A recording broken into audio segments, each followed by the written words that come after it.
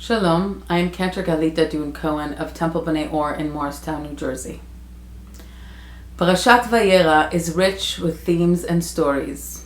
Here is the story of our first mother, Sarah, and her struggles with infertility.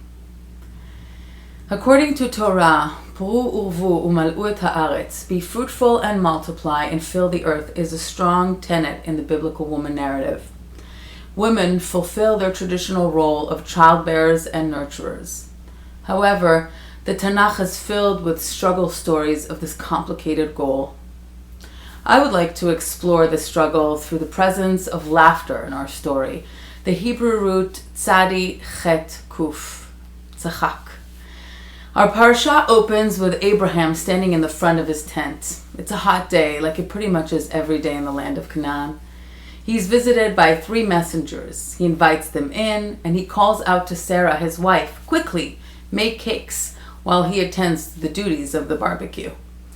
We note that Sarah is not part of the conversation, but listening in the background. Often women are part of the conversation in the background and not actively participating. The messengers inform Abraham that Sarah is about to bear a child.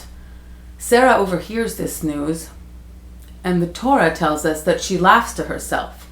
Vatitzchak bekirba. Is this a sarcastic laugh? Is it disbelief? Embarrassment, perhaps?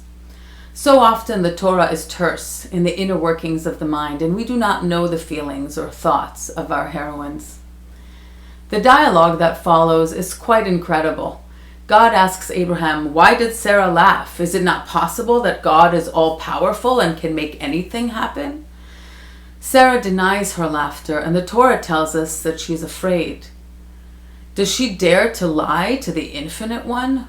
Maybe she's in denial. Fear can make people do and say senseless words, and sometimes not remember how things may have happened exactly. God proves to be almighty and says bluntly back to her, yes, you did.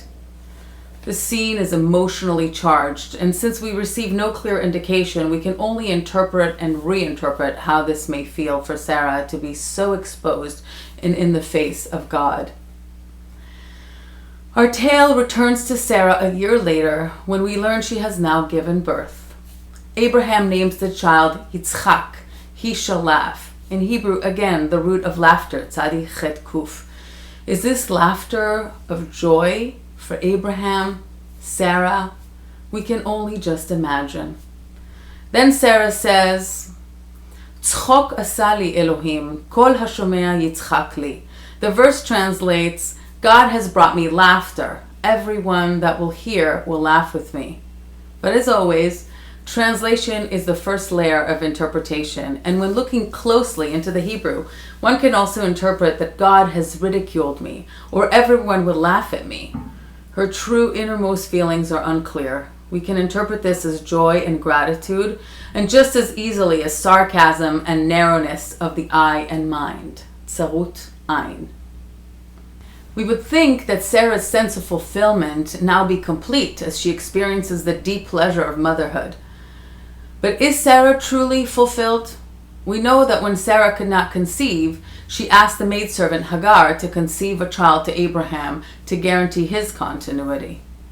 When Yitzchak is weaned, a great feast is thrown. Sarah notices Ishmael, Hagar's son, metzachek, translated as playing. In Hebrew, it is a play on the same root of laughter.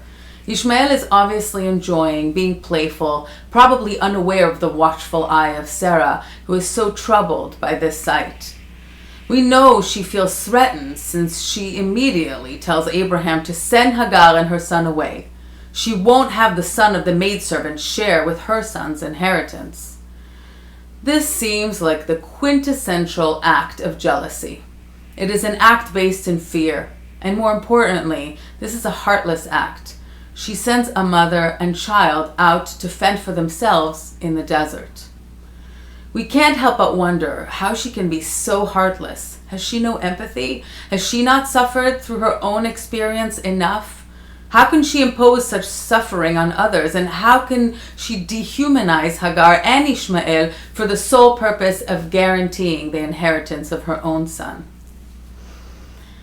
The Torah often teaches us the right path and heartfelt action through role models that are highly flawed. Here we feel compassion for the one who is allegedly the stranger. We can more easily identify with Hagar. How can we feel empathy for the plight of Sarah? Ultimately, Sarah reveals a complex character that journeys through a life that renders her unfulfilled. The Torah grapples with women's sense of fulfillment, whether spoken openly or insinuated through their ability to bear children. Perhaps evolutionarily, women's basic purpose was to bear children, nurture them, and continue humanity. But Sarah acts in a way of dissatisfaction and ingratitude for all that she has. Maybe Sarah teaches us that there is more to her essence than the fulfillment of motherhood. Since we are observing and studying the story through the eyes of women in the 21st century, humankind has since learned endless lessons of the expression of womanhood. We learned that her heartless, selfish, jealous, and ungrateful behaviors may have been an inability to express her pain and be contained and understood by her environment. Her heartless, selfish, ungrateful behavior can be inability to express pain.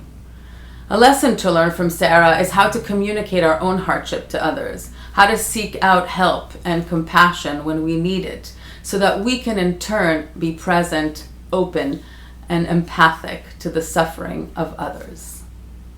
Toda Rabba.